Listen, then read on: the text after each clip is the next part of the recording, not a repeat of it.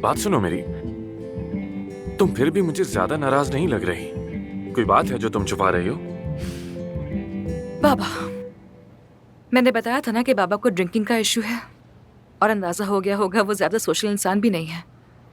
मगर जब से हमारी मंगनी की खबर आई वो बहुत खुश है, लोगों से बात करने लगे हैं, मिलने जुलने लगे हैं।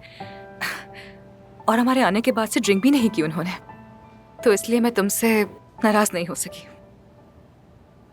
समझ गया। अगर उन्हें ये सब पता चल गया कि हमारे बीच कुछ भी नहीं है तो क्या होगा? नहीं नहीं, मैं उन्हें सब कुछ बता दूंगी। वैसे भी वो तुम्हें कबाब वाला समझ रहे हैं। अगर उन्हें पता चला कि मैं परवीन साहबा के साथ काम कर रही हूँ तो वो मुझे अपनी लाइफ से बाहर निकाल देंगे। लेकिन क्या कहोगी, कैसे वजाहत दोगी तुम उन्हें? बस ये कहूंगी कि मैं किसी कबाब वाले की मंगेतर नहीं हूँ। देखो, मुझे लगता है तुम बात को जरूरत से ज्यादा बढ़ा रही हो। सिर्फ इतना ही तो है कि हम यहाँ के एक लोकल अखबार में छपे हैं। ये मामला इससे आगे नहीं जाएगा, समझ लो। हेलो महानूर। हाँ एफसोन, कहाँ हो तुम? कब से फोन कर रही हो तुम्हें? तुम लोगों का एक्सीडेंट हो गया है क्या? खैरियत तो है सब? हम ठीक है महानूर। बस थोड़ी देर में हम लोग एयरपोर्ट पहुंच जाएंगे और फिर बहुत जल्द हम लोग इस्तांबुल आ जाएंगे। ओह शुक्र है शुक्र है। वो ठीक है, अस्पताल से निकल चुके हैं, अब एयरपोर्ट जा रहे हैं। वो परवीन साहिबा तो मुझे बहुत गुस्से में लग रही है। उनसे कहो मुझे बार बार फोन ना करें, मैं कॉल नहीं उठा रही। ठीक है, बता दो तुम्हें वैसे एक्सीडेंट की खबर कैसे पता चली महानूर? यार क्या बताऊं तुम्हें, तमाम सोसाइटी मैगजीन्स तुम लोगों की बातें कर रही हैं, तुम लोग वायरल हो गए हो। और हाँ, साथ में मंगेतर भी लिखा हुआ है।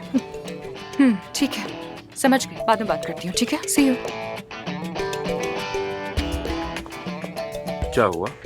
कुछ नहीं, कोई बात नहीं। चलो लेट्स गो, चलते हैं।